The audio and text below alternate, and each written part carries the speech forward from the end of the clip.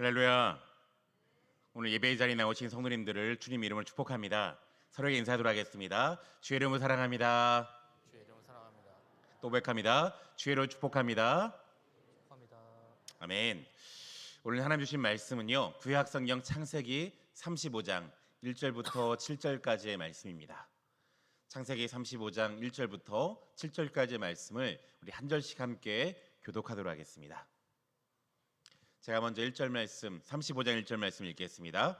하나님이 야곱에게 이르시되 일어나 베델로 올라가서 거기 거주하며 내가 내 형 에서의 낯을 피하여 도망하던 때에 내게 나타났던 하나님께 거기서 제단을 쌓으라 하신지라. 2절입니다. 시작. 야곱이 이에 자기 집안 사람과 자기와 함께한 모든 자에게 이르되 너희 중에 있는 이방 신들을 버리고 자신을 정결하게 하고 너희들의 의복을 바꾸어 입으라. 우리가 일어나 베델로 올라가자. 내 환난 날에 내게 응답하시며 내가 가는 길에서 나와 함께하신 하나님께 내가 거기서 제단을 쌓으려 하노라 하매. 4절. 그들이 자기 손에 있는 모든 이방 신상들과 자기 귀에 있는 귀고리들을 야곱에게 주는지라. 야곱이 그것들을 세겜 근처 상수리 나무 아래에 묻고 그들이 떠났으나 하나님이 그 사면 고울들로 크게 두려워하게 하셨으므로 야곱의 아들들을 추격하는 자가 없었더라. 6절입니다. 야곱과 그와 함께한 모든 사람이 가나안 땅 루스 곧 베델에 이르고 그가 거기서 제단을 쌓고, 같이 읽겠습니다. 시작. 그가 거기서 제단을 쌓고 그곳을 엘베델이라 불렀으니 이는 그의 형의 낯을 피할 때에 하나님이 거기서 그에게 나타나셨음이더라. 아멘. 여러분, 그 삶은 개구리 증후군이라는 용어를 한번 들어보셨을 겁니다. 유명한 용어인데요, 주로 경제학에 쓰인 표현인데, 개구리를 잡아다가 뜨거운 물에 집어넣으면 개구리가 뜨겁다고 바로 뛰쳐나온다는 겁니다. 그런데 이 개구리를요, 천천히 달궈지는 가마솥 안에 집어넣으면요, 꼭 다칠 위험을 모른 채 헤엄치다가 그냥 서서히 죽고 마는 것, 이게 삶은 개구리 증후군이라 부르는 용어인데요, 위기를 깨닫지 못하거나 애써 외면하다가 더 큰 화를 당한다는 뜻이죠. 또 이걸 가리켜서 변화의 무지한 증후군, 이렇게 부르기도 합니다. 변화의 무지한 증후군. 이 표현을요, 우리 신앙생활에 대입해 보면 신앙생활은 어떤 의미에서 변화에 민감한 겁니다. 또 신앙생활은 어떤 의미에서 영적인 경보 장치를 갖는 것, 이게 표현할 수 있죠. 자, 우리가 하나님 알지 못할 때는요, 내가 엉뚱한 길로 들어가고 내 판단으로 잘못된 길을 걸어갈 때 누구 하나 그에 대해서 책망하는 사람이 없었습니다.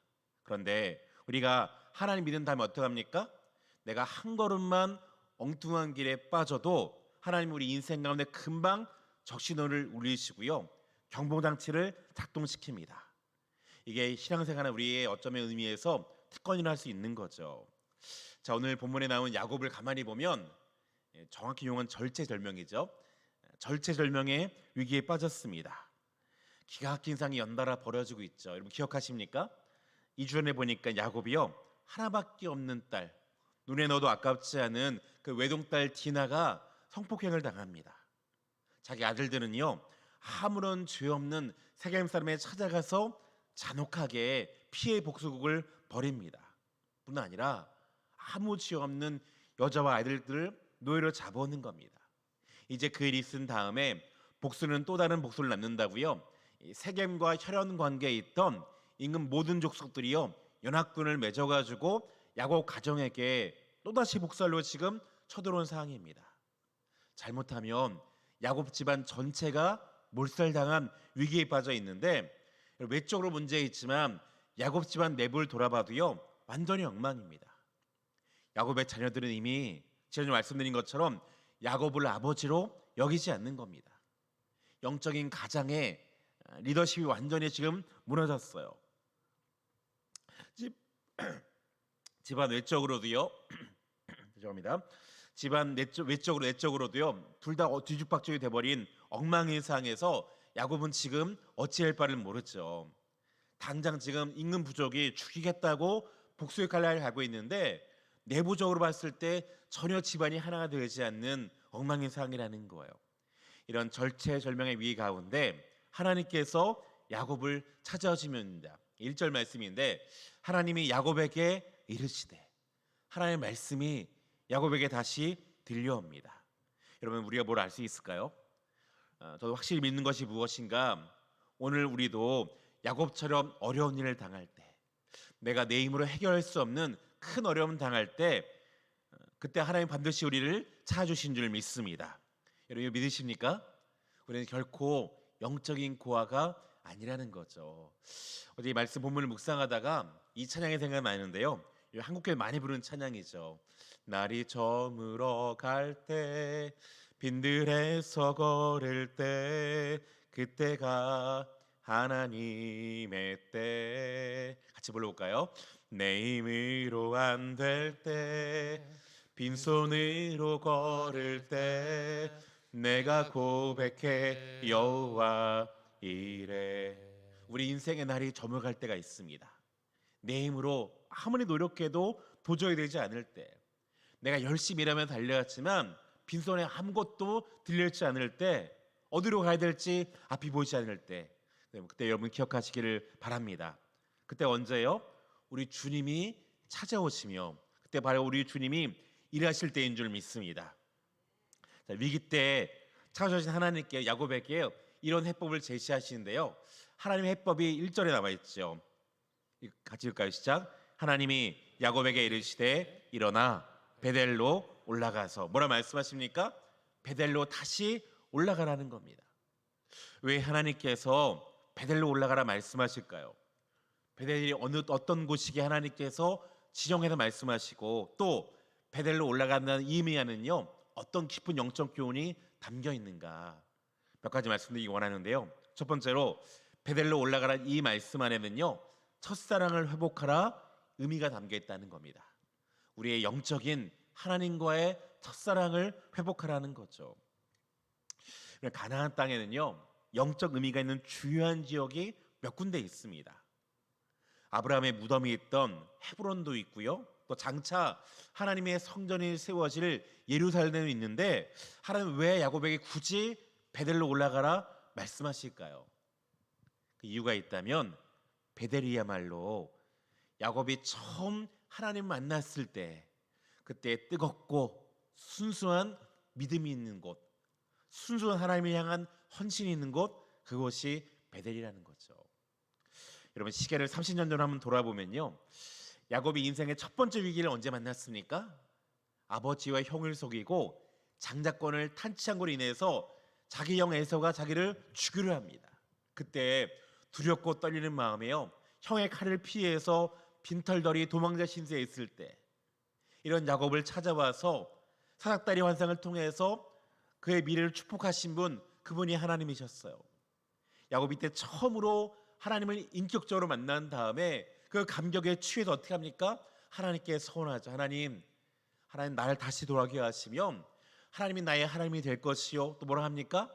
내가 반드시 이 베델에서 하나님께 단을 쌓고 내가 하나님께 온전한 11조 드리겠습니다, 서원했는데요, 하나님은요 지난 30년 동안 철저하게 약속을 다 지키셨습니다. 30년 동안 야곱을 지키시고 보호하실 뿐 아니라 야곱에게 대가족을 이룬 다음에요 많은 재산을 거느리고 돌아오게 하셨죠. 그런데 야곱은 어떠합니까? 30년이 지난 시간 동안 처음 둘이 만났던 뜨거움을 전부 다 잃어버린 겁니다. 순수했던 신앙을 까맣게 다 잃어버린 채요 세겜 땅이 주는 화렴에 취해서 그 땅에 머물러 있으면서 그 땅의 안락함 가운데 하나님을 완전히 잃어버린 겁니다. 그런 야곱에게 뭐라 말씀하신다고요? 야곱아, 너 일어나 베델로 가라. 이게 무슨 말이에요? 너의 잃어버린 첫사랑을 회복하라는 겁니다. 다시 돌아가자는 거죠. 여러분, 1절 중간에 이런 표현이 있잖아요. 네가 네 형 에서의 낯을 피하여 도망하는 때. 무슨 말이에요? 그때를 기억하라는 겁니다. 야곱아, 그때 네 마음 가난하고 절박했잖아. 너 겸손했잖아. 너 필사적으로 하나님 바라봤잖아. 그때를 기억하라는 겁니다. 외롭고 도망자 신세였던 그 가난하고 힘없는 시절에 베델이 네가 처음으로 하나님을 어떻게 만났는지, 하나님 어떻게 너의 가운데 은혜를 부어주는지를 돌아보라는 거죠. 여러분, 이 생각을 왜 해야 됩니까? 오늘날 야곱이 세상적인 성공을 이뤘다 말하고 있지만 정작 무슨 문제가 생겨요? 가정은 완전히 엉망이 되었죠. 야곱아, 이런 문제가 생긴 것 다른 것이 아니라 네가 나와의 첫사랑을 잃어버린 데서 시작된 것이 아니냐. 네가 축복을 주신 하나님을 망각하고 하나님 주셨던 축복에만 너무 몰두한 나머지 감사함을 잃어버리지 않았냐고. 자기 자신만 위해 살아보고 너와 네 자녀들을 위해서 하나님께 예배드리며 하나님께 신앙교육 가르치는 것 다 잃어버린 채 그냥 세겜이 주는 화려에만 취해서 거기 몰두하지 않았느냐. 이제 뭐라고요? 다시 베델로 돌아가라. 네가 주님을 처음 만났을 때 그 첫사랑을 회복하란 말씀이에요. 사랑하는 성도 여러분, 혹시 세겜에 머물러서 세겜이 주는 화려함에 취해 있는 것 혹시 우리의 모습은 아닌지요? 우리가 처음 예수를 만났을 때 어디가 어땠습니까? 다 기억나시죠? 우리가 구원의 뜨거운 감격을 가지고요, 회개의 눈물을 흘렸고 말씀과 기도에 열심이었죠. 교회 일하면요 만사 다 제쳐놓고 뛰어오던 게 우리 모습이었잖아요. 그런데 세월이 지나면서 열심히 점차로 식어집니다. 순수했던 신앙이요 조금씩 세상과 타협해 가는 것이 어쩌면 우리의 모습은 아닌지요. 지금 하나님께서 동일하게 우리에게 말씀하십니다. 일어나 베델로 돌아가라. 네가 처음 주님을 만났던 그 첫사랑을 회복하라는 거죠. 여러분, 신앙적으로 첫사랑이 뭘까요? 시간적인 의미에서 첫 번째 사랑, 그건 아닌 것 같습니다. 주님이 나의 첫사랑이라 무슨 말이에요? 시간적인 차원을 말하는 게 아니라 본질, 우리의 우선순위를 말하는 거죠. 나의 우선순위가 어디 있느냐. 한 번 제가 나눈 것 같은데요. 여러분, 제가 결혼하기 전에 연하를 생각해 보면요, 제가 청년 시대 아내와 처음 교제했을 때 돌아보니까 그때 아내가 이 소화동에 살다가 인천 부계동으로 이사 갔습니다. 이 당시 우리 교회가 이제 전용 예배가 있었는데요. 예배 끝나면 늘 묻는 거예요. 나 집까지 바라다 줄 거지? 제가 그 얘기를 들으면서 피곤한데 왜 이렇게 무리한 욕을 하냐고. 나 내일 학교 가고 직장 나가야 되네, 일해야 되는데 피곤하구냐? 한 번도 말한 적이 없습니다. 제가 기꺼이 1시간 동안 달려가서 차 타고 가서 기차표 타고 버스 타고 가서요 데려다 주고 또 1시간 돌아오는데 그 시간이 결코 아깝지가 않은 겁니다. 내일 회사 가서 좀 피곤하게 조는 거, 내일 숙제하기 위해서 늦게까지 공부해야 되는 시간들 아깝지 않아요. 왜 그렇습니까? 제 안의 우선순위가 이 여자를 기쁘게 하는 것, 여기 있다 보니까 어떻게 합니까? 아깝지가 않은 거죠. 오늘 주님 우리에게 원하시는 것도요 바로 이러한 첫사랑인 줄 믿습니다. 우리 우선이 어디 있어야 됩니까? 오직 주님께 집중하기를 주님께서 원하신다는 거죠.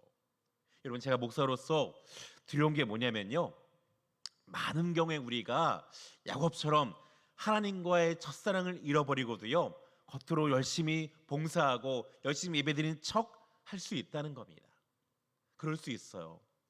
목사인 저부터요, 제가 주님에 사는 사랑이 완전히 식어진 채 얼마든지 티 전혀 안 나게 설교할 수 있고요 목회하는 것 가능합니다.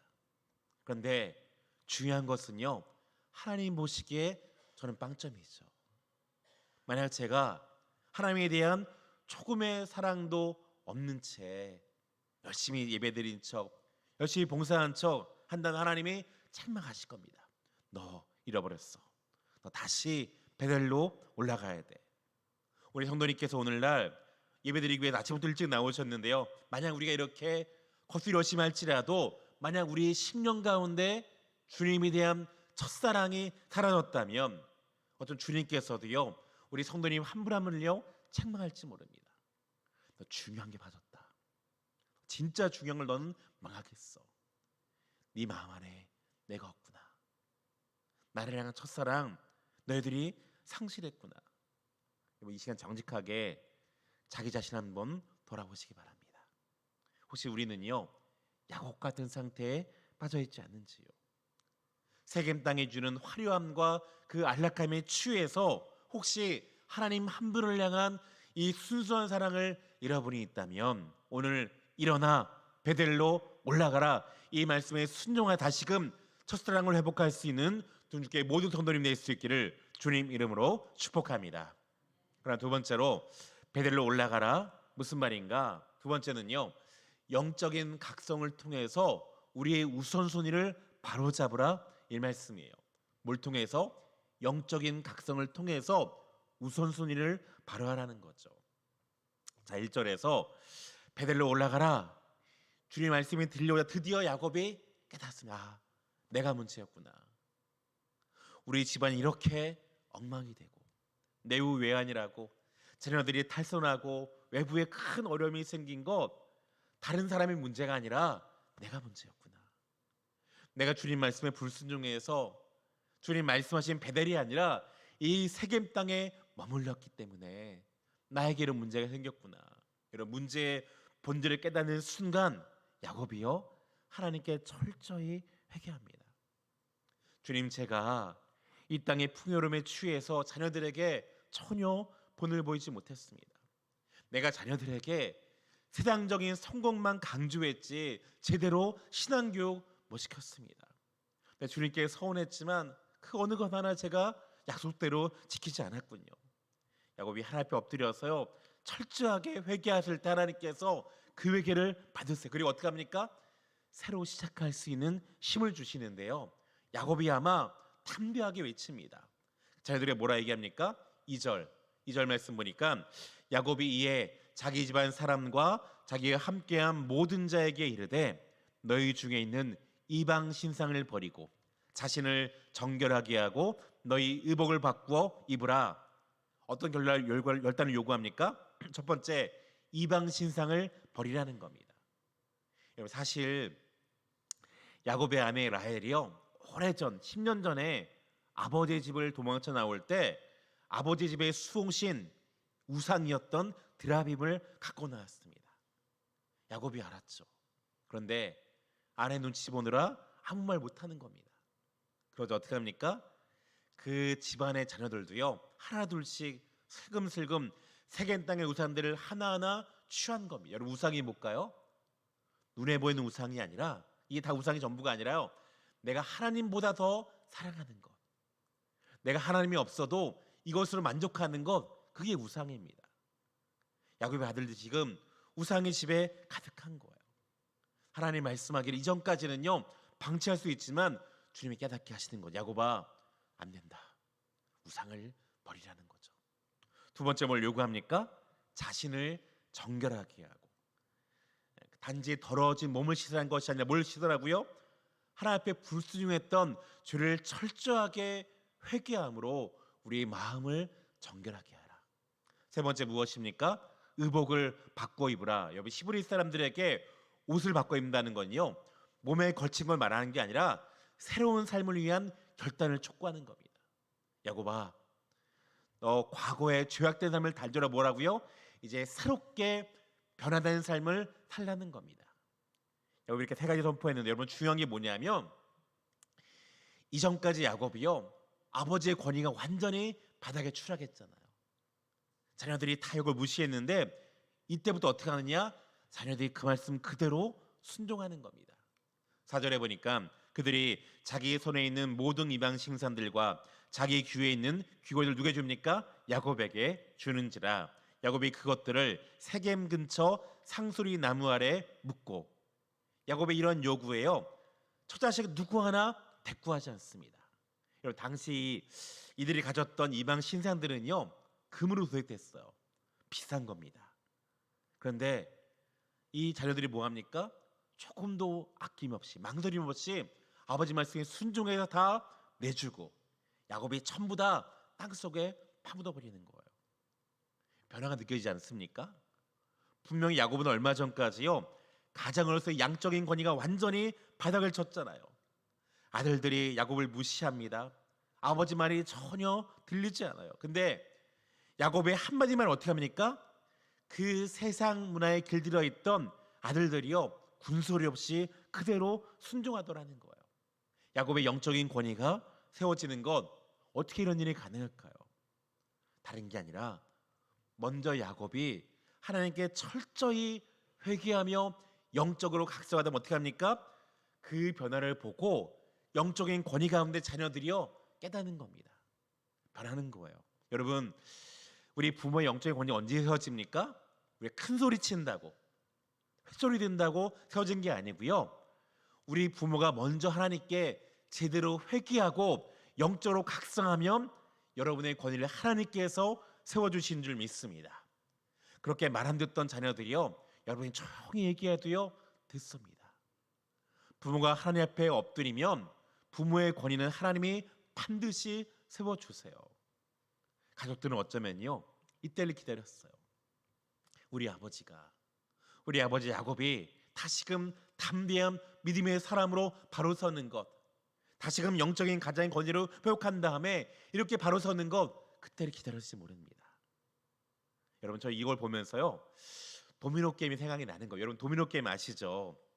맨 앞에 도미노를 탁 쓰러뜨리면 어떻게 합니까? 뒤에 도미노들이 차례대로 쑥 넘어갑니다. 이걸 야곱의 인생에 대비해 보면요, 딱 야곱의 인생이요 도미노 같아요. 야곱의 인생의 도미노가 맨 앞에 보니까요 어떤 도미노냐, 하나님과의 관계라는 도미노가 있습니다. 그리고 그 뒤에 야곱의 영적인 상태, 자녀들의 영적인 상태, 야곱의 인생 쭉 서 있는데요, 첫 번째 도미노가 뭐라고요? 하나님과의 관계가 무너지자 뒤가 전부 다 무너진 겁니다. 그런데 다시금 야곱이요 도미노를 바로 세웁니다. 첫 번째 도미노가 뭐라고요? 하나님 관계를 바로 세우면 어떻게 합니까? 나머지가 무너지지 않는 거죠. 야곱이 영적인 각성이라는 첫 번째 도미노를 든든히 세우고 나니까 하나님께서 다른 도미노를 뭐합니까? 단단하게 붙드시는 거예요. 뭘 알 수 있을까요? 여러분, 지금 야곱의 인생에 위기가 찾아온 것, 문제가 다른 데 있지 않다는 거죠. 야곱 한 사람이 영적으로 바로 서 있지 못하다 보니까 자녀들도 말을 안 들어요. 가정에 큰 위기가 찾아왔다는 겁니다. 문제는요 야곱 자신에게 있더라는 거예요. 영국의 크리스천 투데이라는 잡지에요 재미있는 기사가 났는데요, 그리스도인들이 하나님과의 관계에 문제가 생길 때 다음에 5가지 요인들이 생긴다는 겁니다. 첫 번째, 내적인 잡동사니. 이게 뭐냐면 우리의 속사람 안에 잡동사니처럼 우리 마음을 어지럽히는 갖가지 생각과 욕망과 망상 가득하더라는 겁니다. 두 번째는요, 방향성의 결여예요. 삶의 목적을 잃어버리고요, 내가 어디로 가야 되는지 헤매인다는 거죠. 세 번째는 유혹 앞에 무능합니다. 사단의 갖가지 시험이 다가올 때 흔들립니다. 유혹을 물리치는 능력이 내 안에 전혀 없는 것, 이게 뭐 언제 생긴다고요? 하나님과 관계가 끊어질 때. 네 번째는요, 하나님을 향한 민감성의 상실이에요.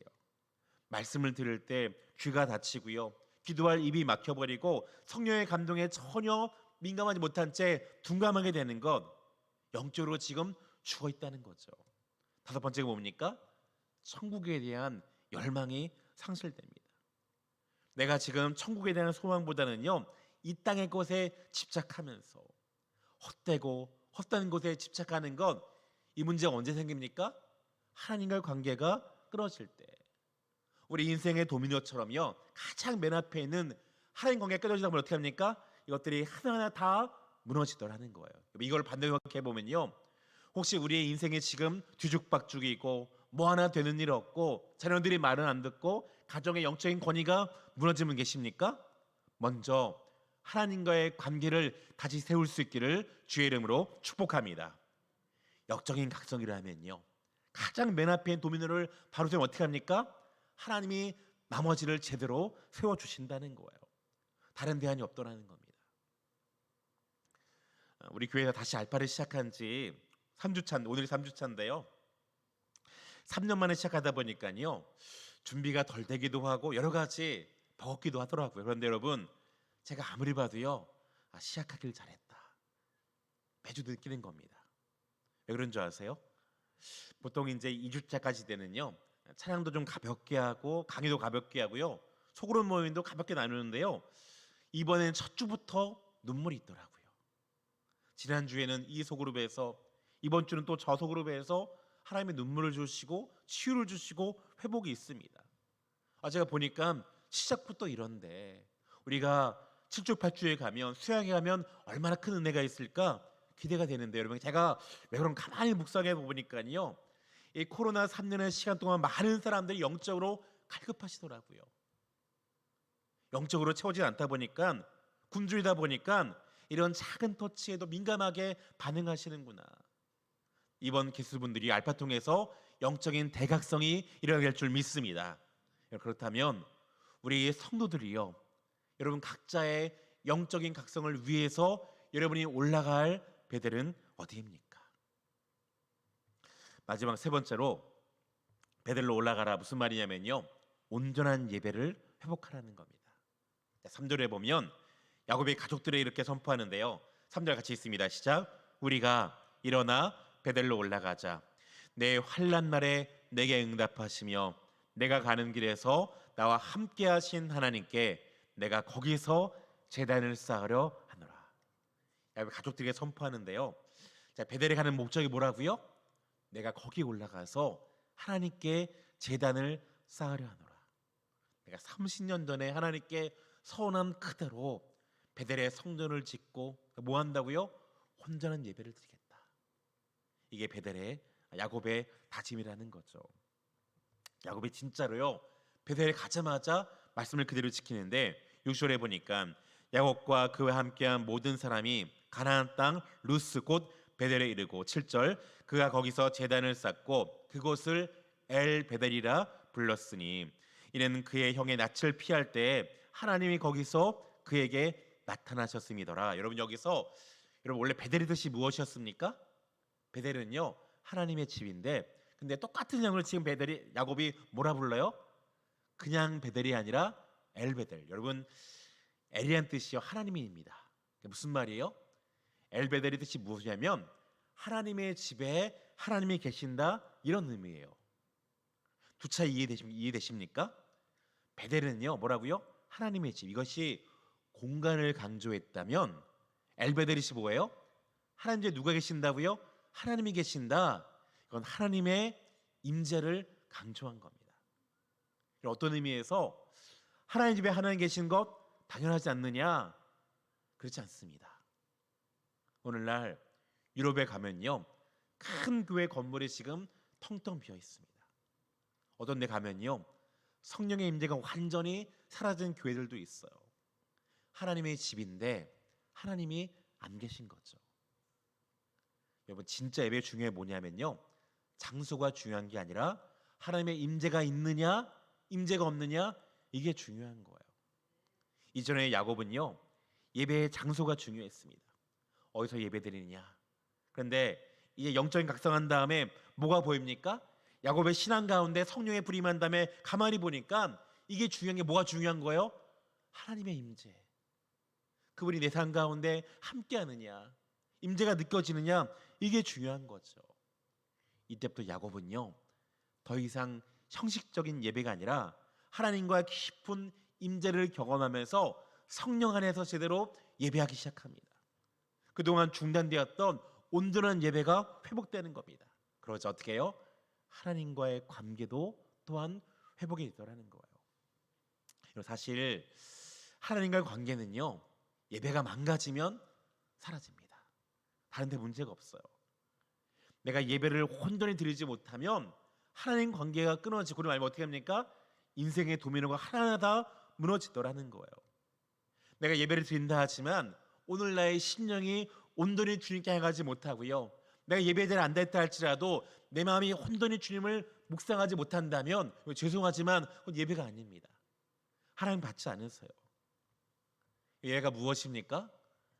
제가 자주 말씀드리지만 제가 제일 좋아하는 예배 정의가 무엇이면 이거죠. 예배란 무엇인가?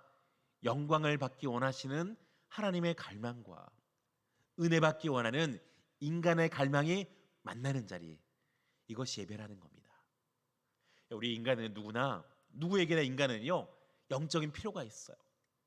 다른 것으로 채울 수, 오직 하나님만이 채울 수 있는 자리가 있는 빈 공간이 있는데요, 우리가 이렇게 하나님을 갈망한 이상 어떻게 합니까? 하나님이 우리를 갈망하세요. 하나님 우리를 만나기 원하십니다. 그래서 하나님께서 저 높은 모자를 버리시고 이 낮은 곳 우리를 만나러 오시는 게 뭐라고요? 크게 예배를 하는 거예요. 우리가 이렇게 제대로 예배를 드리면 하나님 임재가 내 우리가 푹 들어 어떻게 합니까? 우리 심령이 살아나는 줄 왜 그래요? 하나님의 그 시간에 우리를 찾아오시니까 우리 심령이 살아납니다. 우리가 제대로 예배를 드리면요, 우리 삶에 분명한 변화가 있어요. 내가 제대로 예배를 드리면 내 개인의 삶이 살아나고 내 가정이 회복되고 우리 민족의 운명이 튀게 되는 줄 믿습니다. 문제는 뭐냐? 내가 예배 가운데 하나님을 제대로 만나지 못하다 보니까 인생이 불행한 겁니다. 하나님을 제대로 만나면요, 죄가 느껴집니다. 작은 죄에 민감하면서 내가 잘못했구나, 내가 실수했구나, 내가 예배가 제대로 어떻게 합니까? 순간순간 하나님의 은혜가 묵상이 됩니다. 기쁨이 생기고 평안이 생기고 내가 회개할 때 절실에 눈물이 있고 세상을 이길 힘이 생기는데 반대로 예배를 드리지만 내가 눈물이 없고요, 기쁨이 없고 평강이 없는 건 문제가 뭐라고요? 오늘 우리 예배가 잘못된 거예요. 이런저런 핑계로 예배를 대충 건너뛰거나 소리하다 보니까요, 하나님과의 관계가 완전히 다 깨지고 그러면 어떻게 합니까? 야곱처럼 인생의 도미노가 완전히 다 쓰러진다는 겁니다. 제가 목회자로서 안타까운 게 뭐냐면요, 코로나 사태 이후에 많은 분들의 예배가 지금 다 무너져 있습니다. 초창기에 한창 심할 때는요, 사회적인 질서를 위해서 온라인 예배 강조했잖아요. 근데 거기 익숙하다 보니까요, 아직도 그 온라인 가운데 젖어 있는 분이 계시더라고요. 여러분 죄송하지만요, 온라인 예배에 은혜가 느껴지시나요? 하나님 임재가 경험되십니까? 저도 올 봄에 제가 코로나 확진 다음에요, 방에 격리하면서 온라인 예배 드리는데 집중이 안 되더라고요. 조금만 무슨 소리가 나면 눈이 돌아가고 집중이 안 됩니다. 성령의 임재 좀 어렵더라고요. 저도 이렇다면 우리 성도님들은 어떠십니까? 예배는요, 따라합시다. 예배는 성령의 교통이다. 성령께서 어디 임하십니까? 공동체 안에 임하시는 겁니다.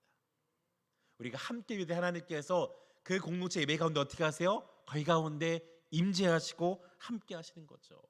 우리가 특별한 사정이 있을 때, 내 몸이 아프고 갑자기 출장 갔을 때, 이런 특수한 몇 가지의 경우를 제외하고는 여러분 현장에 나오는 것이 혹시 귀찮고 불편해서 아직도 온라인에 머무르 있다면 여러분 결단하고 나오실 수 있기를 주님 이름으로 축복합니다. 야곱처럼 배대로 올라가자 이 주님의 음성이 여러분 예배를 회복할 수 있기를 주님 이름으로 축복합니다. 말씀 마무리할 텐데요, 국민일보에요, 어떤 60대 남성의 간증이 실렸더라고요. 이분이 말씀하기를 60세가 되는 어느 해에 갑자기 아내가 이혼하자고 통보를 받았다는 겁니다. 청천벽력이죠. 아내가 결혼생활 30년 동안 남편의 폭력과 권위주의에 억눌려 있었는데요, 이제 자녀가 다 결혼하고 더 이상 못 살겠다고. 그 당시 남편이요, 아내에게 미처 말하지 못했는데 이미 사업은 파산했고 암 진단까지 받은 상황이라는 겁니다. 아내에게 눈물로 호소했는데 아내가 아내에게 한 번만 용서해주면 내가 잘하겠다고. 아내가 안 되겠다는 겁니다. 나 30년 동안 살아왔는데 내가 못 믿겠다고. 항상 잘하겠다 하지만 똑같지 않냐고, 못 살겠다고. 근데 아내가요, 마지막 한 가지 제안했습니다. 나와 함께 영적인 베델로 가자고. 다음 주 교회에서 어떤 수련회를 지시하는데 우리 함께 나가보자고. 거기서 하나님 말씀하시면 내가 다시 마음 먹겠다고. 하나님께서 이 시간 동안 이 부부를 변화시켰습니다. 부부가 서로 이해했고요, 서로를 용서하고 남은 인생 어떻게 살아야지 하나님께서 깨닫게 하셨어요. 하나님께 나아가니까 어떻게 합니까? 해결이 된 거죠. 부부관계 해결되고 몸과 마음, 삶까지 다 치유됐습니다. 마찬가지예요. 야곱이 하나님 말씀에 순종해서 베델로 가자 어떤 은혜를 주시는가? 5절에 보니까요, 그들이 떠났으나 하나님이 그 사면 고을들로 크게 두려워하게 하셨으므로 야곱의 아들들을 추격하는 자가 없었더라. 추격군이 도망간 겁니다. 야곱은 그저 첫사랑을 회복하고 영적으로 각성했을 뿐인데 하나님 어떤 은혜를 주세요? 야곱의 추격군에게 공포심을 주어서요 추격을 멈추게 하시더라는 거예요. 마찬가지입니다. 우리가 하나님과의 관계 회복하면 하나님 모든 위기를 우리 가운데 멈춰주실 줄 믿습니다. 막아주신다는 거예요. 그 다음 말씀 보면 하나님께서요 이렇게 회복한 야곱에게요 엄청난 축복을 부으시는데 갑절의 축복입니다. 여러분, 우리가 뭐가 중요합니까? 가장 중요한 것 하나님과의 관계라는 거죠. 함께 찬양할 때 하나님, 우리가 이 시간에 하나님께 죽게 나아갑니다. 우리가 다시금 하나님과의 첫사랑을 회복해 주시고 우선 주님을 바르게 도우시며 무엇보다 우리의 온전한 예배가 회복되게 해달라고, 그로 말미암아 우리의 삶 가운데 온전한 베델의 세배를 함께 시간에 찬양하면서 주님께 우리 마음을 올려드리기 원합니다.